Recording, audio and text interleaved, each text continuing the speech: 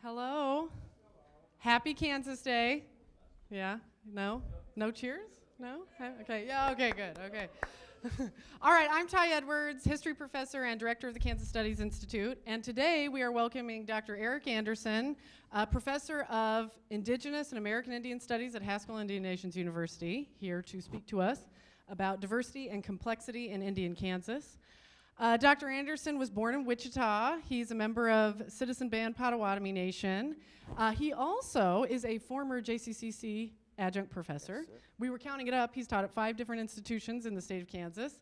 He was actually my professor at one point, so full circle with Dr. Anderson. So take it away, and we're going to have time for questions at the end. Okay, great. I got one. He doesn't need one. Good afternoon, everybody. Happy Kansas Day. Let me give a quick thanks to Dr. Edwards and the Institute for Kansas Studies for inviting me here. It's nice to be back at Johnson County and to see all of you. I want to talk with you on this annual celebration of our state's admission into the Union about some history of this place we call home that you may be less familiar with. I think most people have some sense of the history of Kansas, perhaps the Bleeding Kansas era, our role in other national dramas such as the Brown versus Board of Education conflict and other things. But I want to go back further, way before Kansas was a state, and think about what it looked like, the people who were here then, and then bring that forward into the more contemporary era. So as we go through the slides, and I'll try to stick fairly close to the slides and keep my remarks at something of a minimum, and then we can have questions. I want you to think about those 2 words in particular. Keep those front and center, diversity and complexity, because those are really a couple of touchstones for thinking about the native people of this region and how that changed and evolved over time. As you can see, pardon my oversight, I've made this presentation once before.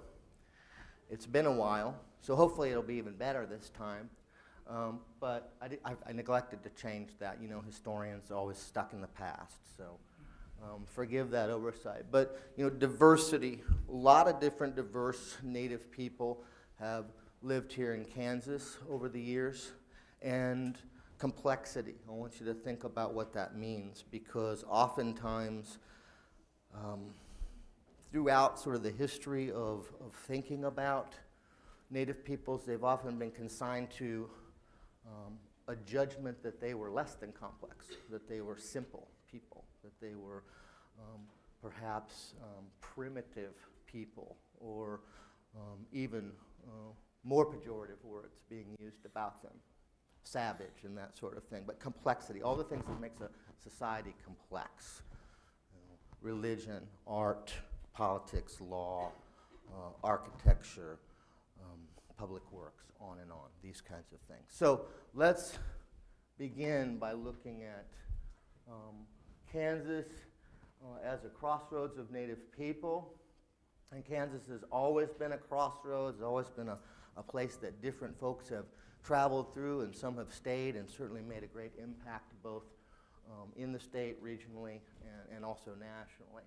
So what you see here are really the indigenous tribes of what is now Kansas, the tribes that were here certainly well before statehood, but far prior in time to that. So on the left, in the western and into the kind of southwestern part of the state, the Cheyennes, their allies, the Arapahoes, below them, Kiowa and Comanche, and then kind of from the middle to the eastern parts of the state, Pawnee, Kansa, and Osage. So a great diversity represented there already in Kansas, very distinct tribes, very different types of lifestyles and societies. And I want to start with the Kansa, or the Kaw Indians. These are the people that the state gets its name from, the Kansas. The people of the South Wind, and they were located to the west of Topeka,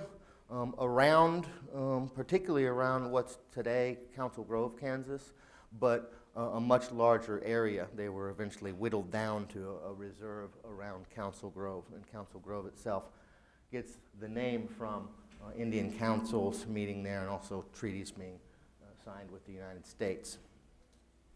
And there's their seal, the sovereign nation of the Kaw. The pictures that you see here represent some different periods in Kansa history. Today, the Kaw Nation is located in Oklahoma. It's no longer in Kansas. You have a delegation here on both sides at the top of Kansa leaders going to Washington in different periods to either sign or discuss treaties or talk about treaty rights. And then below the Kaw Mission that's still standing, or what remains of the Kaw Mission, which is in Council Grove, Kansas, and is a National Historic Site. And this idea of missionizing or converting the Indians to Christianity is not a new one by any stretch of the imagination. It began really as soon as Columbus stepped off the boat and continued as a means of trying to change Indians, to which there was both some adaptation and resistance on their parts. And this started very, very early in Kansas. You know, I was on the way over here this morning, I was listening to NPR, and Stephen Warren from the University of Iowa was talking on the Central Standard Program or something like that about the Shawnee Indians and their history with this area. And of course, we all know, Shawnee Mission, drive down that street, and the Shawnee Mission is here in Kansas as well. These are early examples of efforts to convert Indians to Christianity that began really by about the 1820s.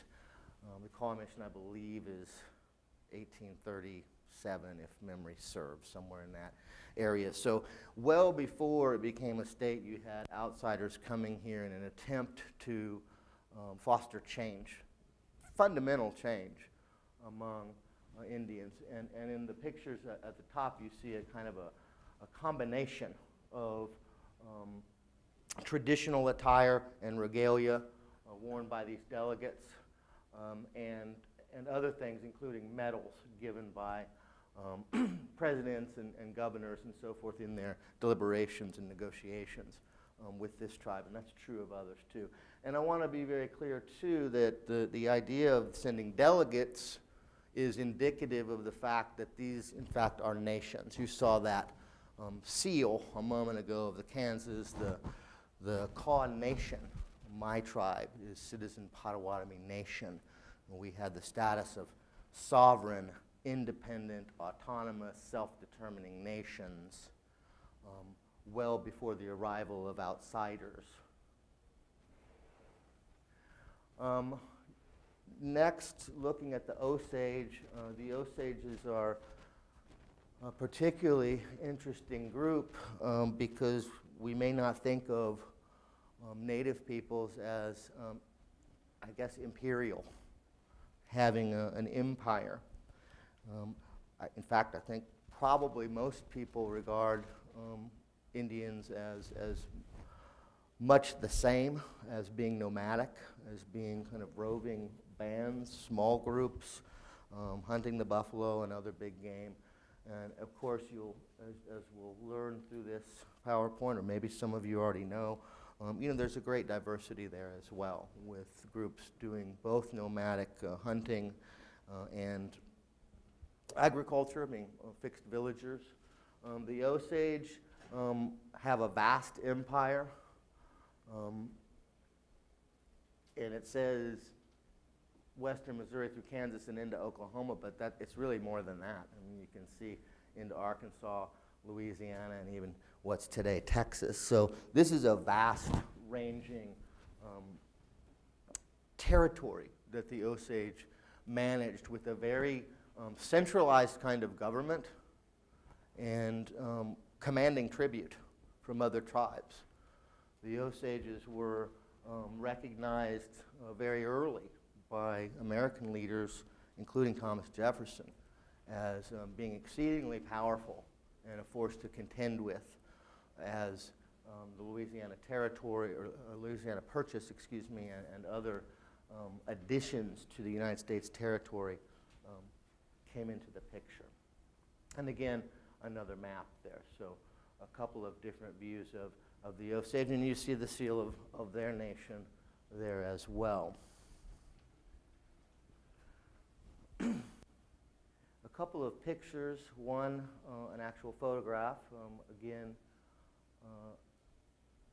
a group of leaders, and then on the right, an artist portrayal, George Catlin, of an Osage leader. For the Osage, the leadership was tied in very closely with both political and religious or spiritual kinds of attributes. So that the priests, for lack of a better word, were also political leaders. And it's a very complex religious system. If you, we can talk about this later, but if anyone is interested in doing further research on any of these tribes, I have some recommendations for you in terms of where to look. And the Osage, I think, are particularly fascinating in the complexity of their spiritual belief system. Next, I want to think about the Pawnees, and these three groups, Pawnee, Osage, and Kiowa, Kansa, are all of those, if you think back to that map where it had Kansas as a crossroads in sort of the eastern part of what's the state today. The Pawnees are a little different from some of the other groups in that they have a mixed economy, one that incorporated both, I would probably argue predominantly horticultural, where they lived in villages for most of the year, although those villages could move after several years. They did farming. The women were the farmers and consequently commanded the farming economy, meaning that they enjoyed the benefits of the fruits of their own labor. I put that in counterpoint to some of the outsiders who would come later and maybe didn't have such an egalitarian or more equal status between male and female gender roles. So the Pawnees predominantly are farmers, but I have this buffalo up here too because they also, a couple of times a year, would go out on these big buffalo hunts. So they share characteristics of both being nomadic and fixed villagers. And as a consequence of their agricultural output, they were both in a position to trade with other groups, who may not have access to things like corn. They also became a target for other groups, raiding of other groups, including the Dakotas, Lakotas, the groups that we collectively call the Sioux, who would sweep down into this area, and also from their Cheyenne neighbors across the state. And they had conflict among some of the other groups too, the Osage with their expanding empire. So this is something to keep in mind as well.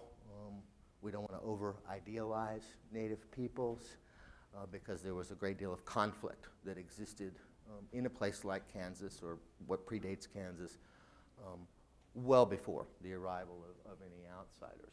And this little chart gives you some idea. It's certainly not exhaustive, but gives you some idea. You've always heard that Indians used every part of the animal and wasted nothing.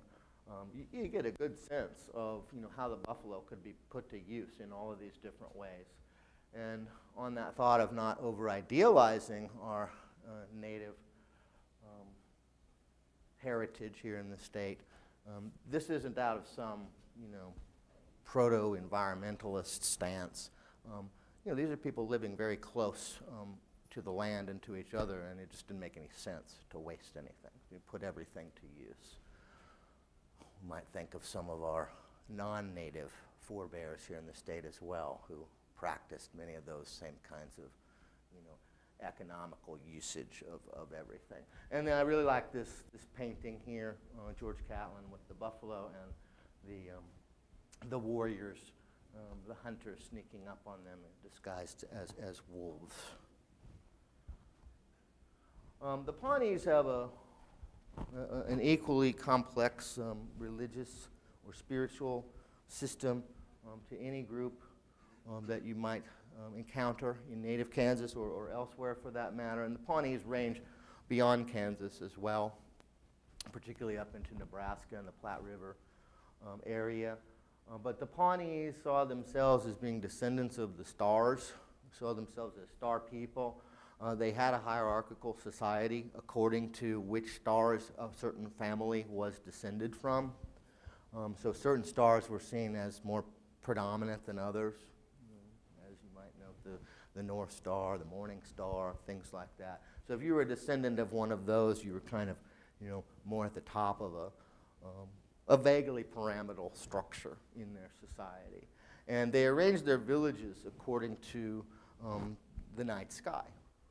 So it mirrored what you would see in the heavens. And this is a buffalo skin depiction of that star knowledge that they had. So again, thinking about complexity, without telescopes, without the modern instruments and technology that we have, they had a very deep and knowledgeable acquaintance with astronomy.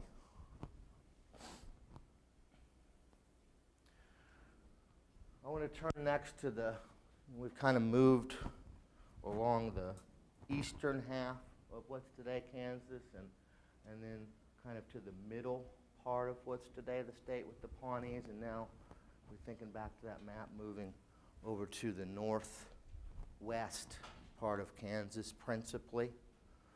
Cheyennes and their Arapaho allies. They are culturally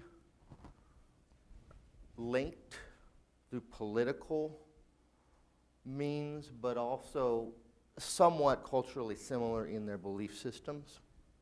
But they are distinct tribes, and the same would be true of the next couple of groups that I want to talk about.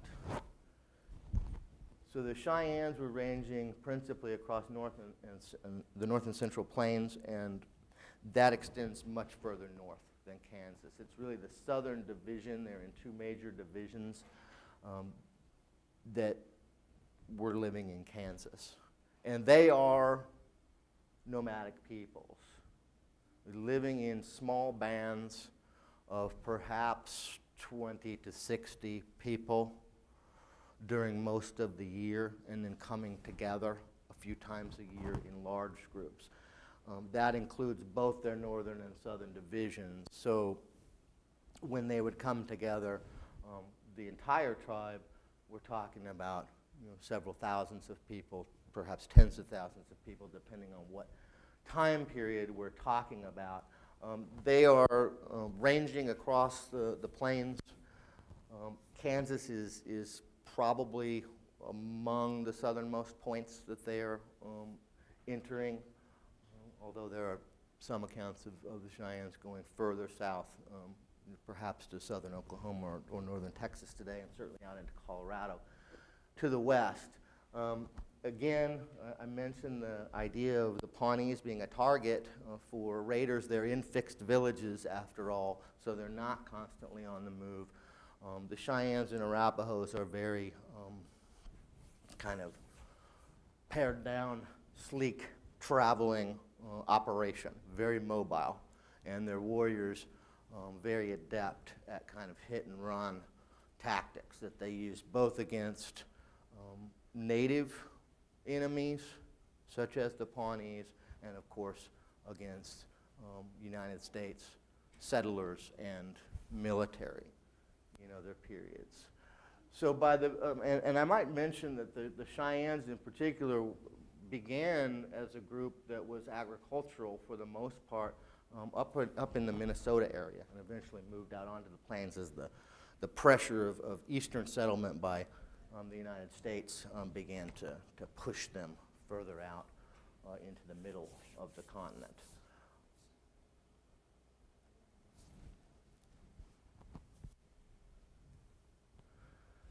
And here are a couple of pictures of Cheyennes and Arapahoes. In their migration to the plains by the late 17th century, they began to adapt very quickly, both to the huge numbers of buffalo that were here, and you think back to that chart of all the uses that the buffalo could be put to, but also adapting very skillfully to new technologies, and that includes the horse, which we might not think of as a technology, but for them it certainly was, and the gun, firearms. These things contributed, and I want to stress the word contributed, to something of a fluorescence of culture in the 19th century. It didn't create them. They didn't suddenly drop every Aboriginal habit, custom, or belief in favor of these new technologies. They adapted them into existing structures. So the horse became something of a holy gift to them as they saw it from the Creator. And the firearm, of course, magnified their reach with the horse in terms of warfare, hunting, and other things. But they weren't purely a matter of adoption, rather adapting to them. You will remember, of course, everyone has heard of the Battle of Little Bighorn.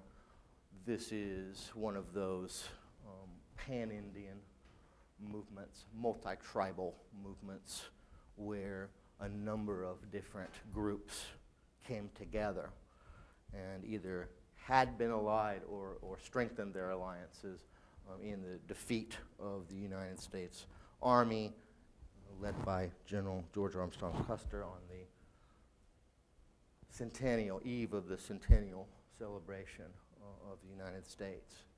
So the Sioux and their different divisions were allied with the Cheyenne and Arapaho. And again, that the northern Cheyennes lived in much closer proximity to those Sioux nations. And then I want to talk last, but not least, certainly, about the Kiowas and Comanches, which are kind of in that southwestern area of Kansas. And just as the Cheyenne, calling Kansas, or what became Kansas, a home, would be kind of the southern reach of their roving or their movements. Kansas would be kind of a northernmost point in terms of the Kiowas and Comanches, who are very much southern plains. And that includes exceeding the boundaries of what's today the United States well into Mexico. But Texas and Oklahoma, as we know them today. But for the Kansas connection, the Kiowas and Comanches in western Kansas and eastern Colorado. The Kiowas have a very long history of migration through a number of different places, including way up in the northern plains. But eventually, they come to ally themselves with the Comanches, and the Comanches are arguably more well-known or more famous. They operated on something of a raid and trade economy as well as the Cheyennes.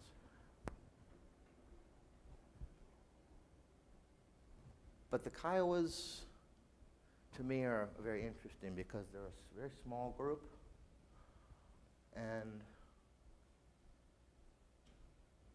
I have heard it stated, I don't know that it's a fact, but per capita, the Kiowas are the most successful, I guess one could say, in their fights against the United States government, that they are responsible for more kills in battle against the United States government than any other group, given their small numbers. So both the Kiowas and the Comanches, I suppose, have a reputation for fierceness as warriors, and both are very skilled horse people. So they too adapted to these new technologies. So they're separate, but they're distinct. They also were, comprise, and particularly the Comanches, this imperial kind of Indian history. I wanted to mention also this important treaty. It's actually a series of treaties at Medicine Lodge in 1867 because, in some ways when we think about Kansas Day and the admission of Kansas into the Union in 1861, which is prior to this, this treaty has a lot to do with paving the way for the modern Kansas that we think about, the Kansas that is even more diverse with a lot more different people. If we went back to the state of the missions in Kansas, Shawnee Mission, Carr Mission, and others, the mission out at Ottawa, Baptist mission there. Those are kind of little pockets of what I would call resettlement by new people, because of course Kansas is well settled before the arrival of any non-Indian people. Even if those people are moving around, they still had settled here. But the Medicine Lodge really does pave the way for the expansion of the railroads, the opening up of more territory to outside settlers, and the contraction of Indian lands. Even though the three separate agreements that were signed, and this is easily a lecture by itself, Medicine Lodge, even though those three agreements didn't always hold and were continually violated by all principal parties, they really sort of set the stage, for what would come later. I might mention too, preceding this, back in 1854, the Kansas-Nebraska Act, which also opened up this territory and set the stage for the Bleeding Kansas era, was something else that contributed greatly to the contraction or the loss of native lands. Millions of acres, in fact, as new people came in, often violating the stipulations of that act, and were essentially squatters and took Indian land. And then the railroads did much the same. So those treaties didn't fully settle the issues of territory, but it did kind of signal an end to what the old Indian Kansas was or looked like.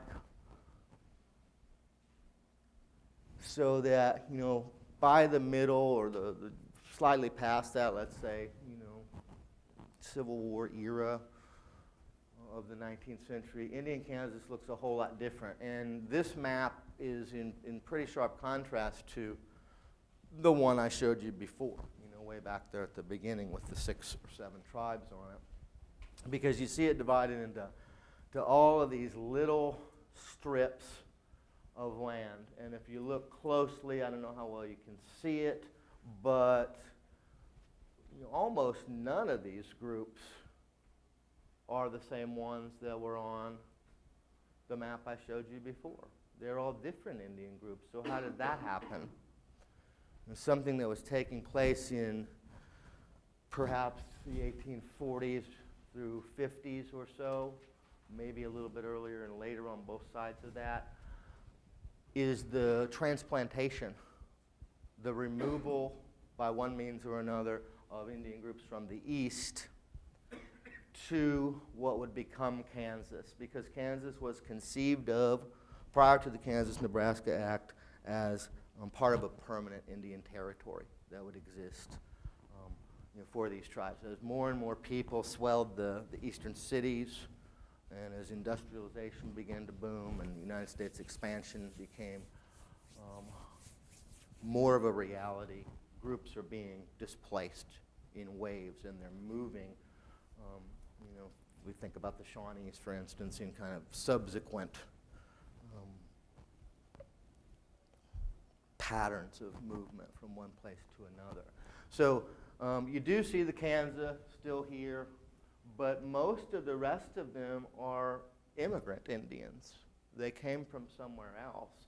So this too represents a picture of diversity and complexity, because you have Indians, removed from as far away as New York or the Great Lakes, or Delaware, from the area of Delaware, Pennsylvania today.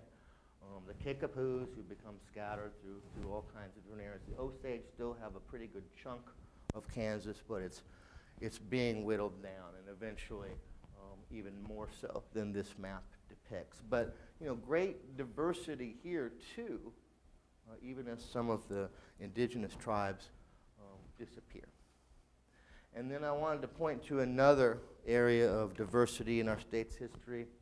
This is Haskell Institute, and it is the ancestor, I guess, of the university where I teach today.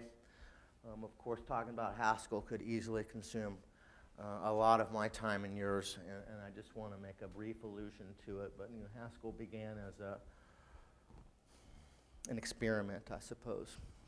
An experiment that had older roots, but as a place where the United States government put the full force of its might behind the idea of assimilating Indians, trying to change them from traditional beliefs, spirituality, language, culture, history, into the mainstream and its set of beliefs. And Haskell is one of a whole host of schools that were aimed at doing this by the later part of the 19th century. So you see the Haskell arch as it would have looked maybe around 1900 as you entered the school, and there's one building on that picture that's still here, and it's this one that's still there. Unfortunately, it's a shuttered building presently, but it is still there. And then this is the Haskell Quad, as it might have looked around that same time. You can see a military formation. Those are actually the students who are being instructed in this Western mode of thinking in cadet battalions and so forth. So the reason I have Haskell up here is because it too represents great diversity and complexity in Indian history in Kansas. This is after statehood, of course. But Haskell, by 1895 or so, was already representing about 60 different Indian nations in its student population. And today, we're usually somewhere in the area of 120 to 140 different tribal peoples or nations being represented at any given time, which is incredible diversity for 800 students. So even though that old indigenous Indian Kansas is beginning to recede from the picture as shown by that last map, and would be replaced to some extent by that immigrant Indian picture, even that would begin to change too, and a lot of those groups would be removed to Oklahoma, which was then designated to be the new permanent Indian territory, and that too didn't last so long. But I think Haskell's an important part of the history of the state, and it does reflect those themes. And again, there's a picture of Haskell with that same building in the background. Obviously, we represent a much different point of view than that old assimilationist model. We're a place today that's very much celebrating the perseverance, the survival, the revitalization of our native nations, and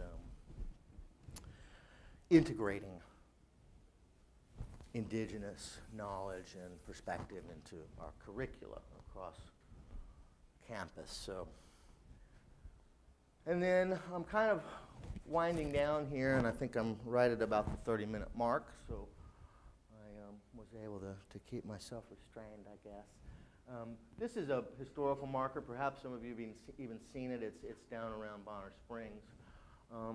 Some of these historical markers, I've always had a real interest in looking at these as I travel across the state.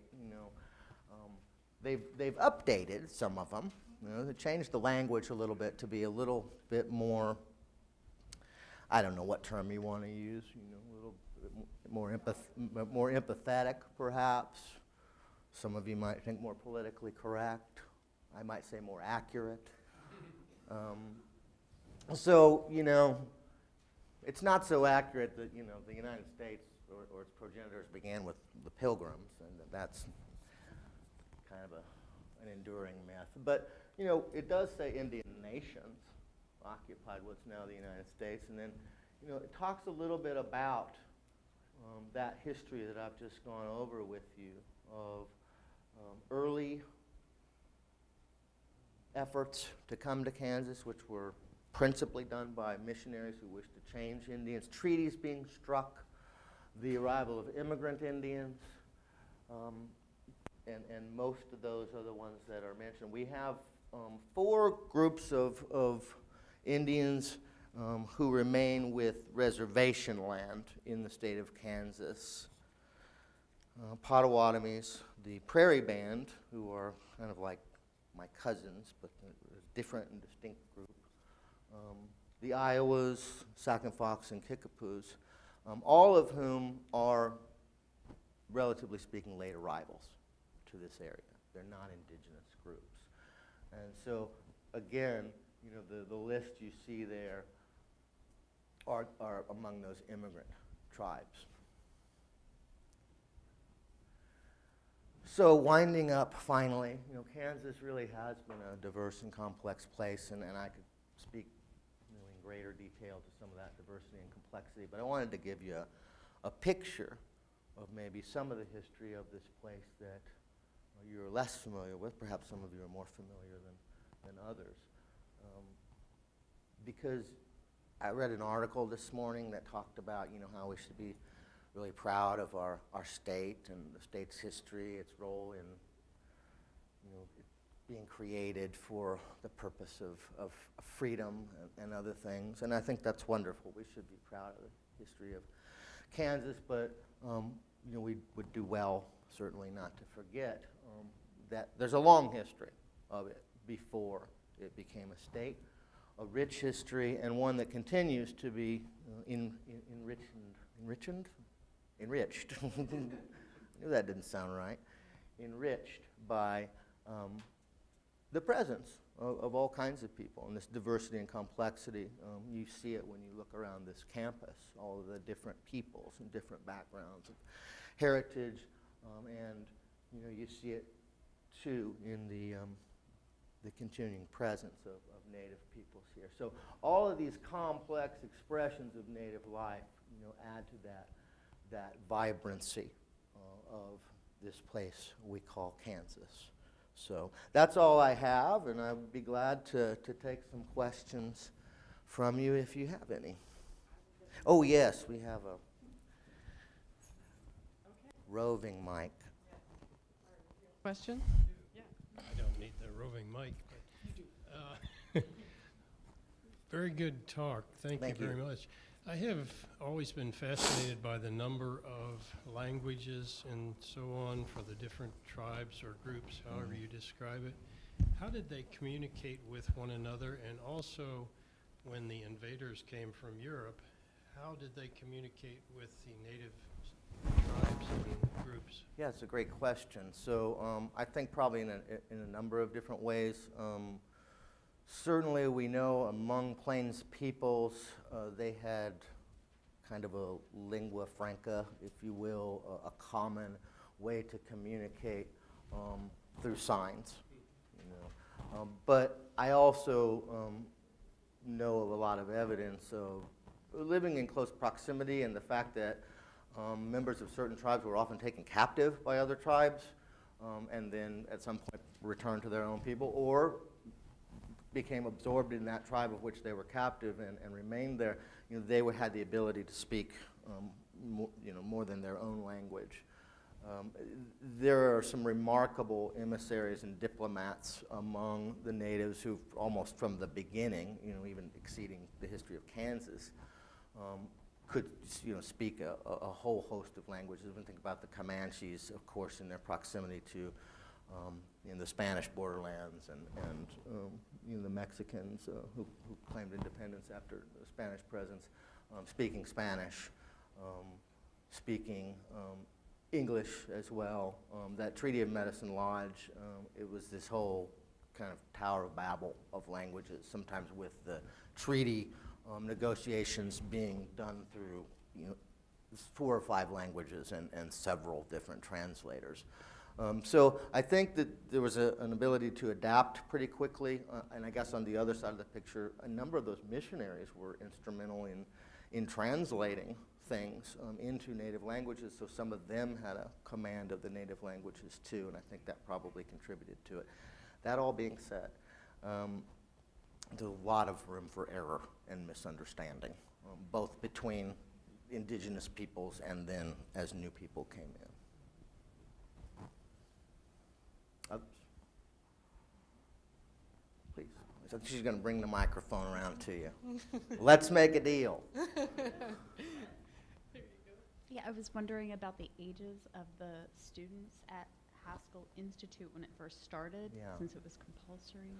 Yeah, so it was, there wasn't a compulsory law on the books yet when Haskell opened, but it wouldn't take very long before there was one, as this Indian education, or as I would call it, re-education system kind of got traction and underway. But there were means by which children were compelled, or parents were compelled to release their children to these schools, sometimes very unscrupulous methods, I might add, including kidnappings and withholding of rations and things like that. But because the government wanted to have a successful experiment in this, they really needed kids to fill it up, and they took children from very young ages. So the initial 22 students who were there when Haskell opened in 1884, who were mostly Pawnees and Cheyennes, interesting, because these indigenous Kansas tribes who were at each other's throats for a long period of history, ranged in age from probably about 5 years to 20 years. And you would have in the early history of the school, classrooms where children of that great age range might be sort of in the same grade together, depending upon their exposure to English and other things. So it wasn't so much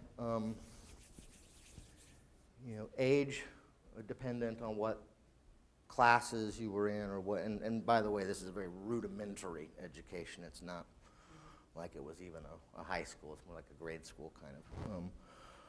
And I think you see that until probably around 1900, when that Indian school system is really becoming more regulated, and you have some proscriptions against having such young children there. If you ever come to the Haskell campus, and I invite you all to come, you will see in one corner of the school's property the cemetery, where 60 or so of those early students are buried. They never got to go home, having died there from disease or other factors. And you see that great age range reflected. Good question. Yeah, we'll have one up here. Okay, I don't know much about the tribes in Kansas, but what tribes, if any, were matriarchal, and did gender play a role within those communities? Yeah, gender definitely plays a role. It's a great question. I guess I would point particularly to the Pawnees. They would be, anthropologists and then subsequently historians have kind of shied away from that word matriarchal, but to use similar language. The Pawnees would be a good example of a matrilineage, with the tracing of one's heritage through the mother's line, in contrast to the patrilineage that we generally accept in our culture, and matrilocality, with women as the farmers. I hesitate to use the word owning, but let's use an agricultural word, reaping the benefits of that work. They had real economic power, and they had a clan system that was predominantly overseen by women. So the homes, the earth lodges that they lived in, they weren't teepees. Earth lodges were the province of women, often with a clan mother or an older woman, her daughters, and then the men that they married would be moving into the homes of that grandmother or mother and her female children. So the men would tend to move into the homes of the women. So clearly women had a very heavy influence in a culture like the Pawnees, less so in some of the others that I talked about. I think the Kaw would be another sort of similar to the Pawnees. Less so in some of the others, but a good bit more than their counterparts in Western societies who moved out into Kansas beginning in the 19th century.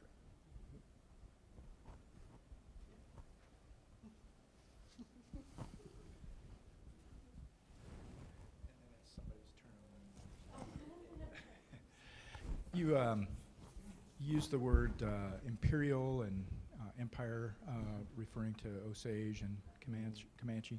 Could you talk a little bit more about the details? Let's take the Osage, for example, about how the tribute system worked specifically, what kind of tribute they collected, and how they did so. And yeah, I'm constantly learning more about Native peoples, different Native peoples. Working at a place that reflects the diversity I just talked about, magnified by, tenfold or much more. The Osage had a rather centralized government, in part because of its the fact that spiritual belief and political power were wrapped up together. So Imperial is, one of those words that maybe is not the best fit, but I think it probably strikes enough of a chord with what we're familiar with that it's not entirely off the mark. The Osage are doing what other empires had done throughout history in terms of conquering territory and then holding it, and holding it in much the same way as other empires had done, successful ones anyway. They aren't so much planting their own colonial type of government structures there, but they're impressing upon those tribes, if they wish to continue the type of lifestyle that they have become accustomed to. It's sort of maybe a gentle coercion that they will, bend to the will of the Osages. And tribute in terms of not necessarily so much changing their entire social structure, but in terms of, according them free passage, perhaps sending them some tribute in the form of trade goods, whether they be agricultural, animal, and as the trade expands with other empires, things like blankets and mirrors and knives and guns and so forth. So it is centralized. It is imperial in some ways. It might be more akin to, I don't know, someone who's a European historian would probably get really angry at me for saying this, but I see it as being a little more akin to kind of like what the Vikings had set up. They kind of come in, set something up, say, we want you to kind of do things this way, and then they step back a little bit, but they expect that, things are going to be operating the way they want them to in their absence. So it isn't like a military occupation so much. Another question? Good afternoon, Professor. Thank you. So my question is more along the lines of, you talked about the Kiowa being the more successful combatant insurgents against the United States military, and I saw that it was noted or notated as the Kiowa Apache. Or like, what's the relation between the two? Because we have a a helicopter today, the H-64 Apache attack helicopter. Is that like related to Oh, that, or? I have several different threads in there. So, Yeah, sorry. yeah, you know, I used that word successful, and maybe that's not the best word to use. I mean, that's a sort of a cultural specific point of view. You know, for the Kiowas, it was successful. You know, they were very very dead set against the presence of the United States in their territory, and they're very willing to exert their vengeance against them. So.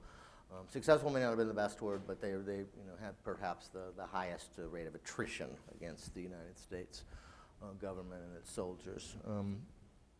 Now, there are several different, they aren't really divisions, but they're distinct, but several different kind of Kiowa identities because of their, I would argue they're among some of the most wide-ranging in terms of their historical movements. Because of their association with a number of different tribes, you do have these distinct entities, you know, like Kiowa Comanche, Kiowa Apache, and Kiowa. So those are actually recognized tribal nations that are distinct, but they have a common kind of heritage, and you know, both in terms of bloodline and culture.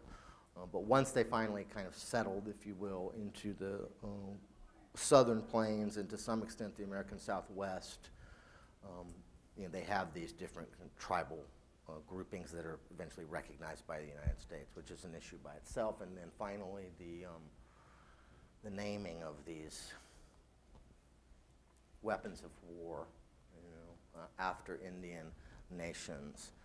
There are a lot of them, you know, Geronimo, Apache, Tomahawk missiles, Black Hawk helicopters, you know. We do some of that with you know, commercial things as well, like vehicles, cars, football teams, you know. So, you know, somebody has it in their head somewhere that this is like an honoring of Native people.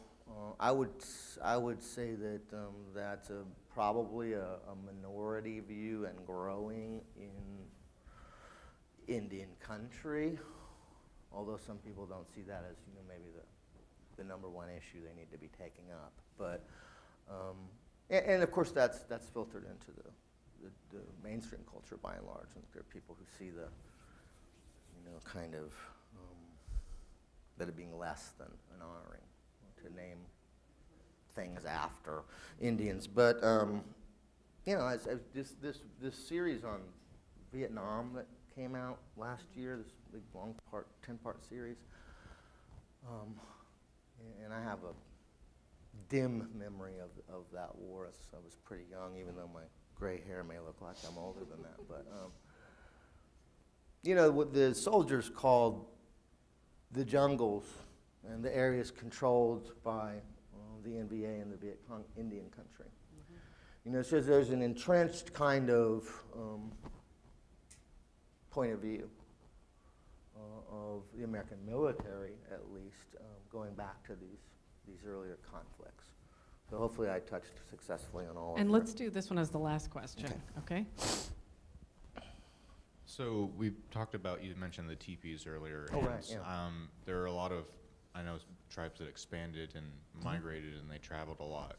But for tribes as, you know, the ones that are empirical and all of that, you mentioned agriculture as well. Did they just use teepees for architecture, for homes, or did they build better infrastructures than that, or yeah, places to that's a really good question, and it's a nice connection to that idea of diversity, and so it's kind of a good way to end. It's something that I kind of mentioned in passing, so I'm glad you picked up on that. Pardon me. The teepees, which we do tend to associate with Native peoples, are primarily a dwelling structure seen on the plains, and really they are made for mobility. So they're ones that are used by nomadic, or in some cases semi-nomadic tribes. They can be taken down and put up very quickly. You know, again, if you come visit us at Haskell sometime and you're fortunate enough to see, you know, the guys putting up a teepee, I mean, they can do it really fast, you know, 20 minutes probably. You know, put up one of these great big, that's, you know, a 30-foot circle, these huge lodge poles. So they're made for mobility. They can be moved very quickly. They are one of, you know, a couple of dozen probably different types of structures used by Native peoples that are really tied to environment. You know, the lodgepole pines are kind of a northern plains and, you know, Colorado and some of those areas. You don't see those out here in Kansas so much, so they're carrying those things in. The Pawnees live in earth lodges as well as, you know, tribes like the Mandan and the Arikara and the Missouri, northern Missouri River. You know, think about the Chickees, the kind of open grass hut-like structures in the southeast, you know, that would be open to the winds, a much warmer environment. I think here on the plains you would have seen some diversity there as well. Certainly the earth lodges, the teepees, some kinds of dugout structures, bark type of houses, and others.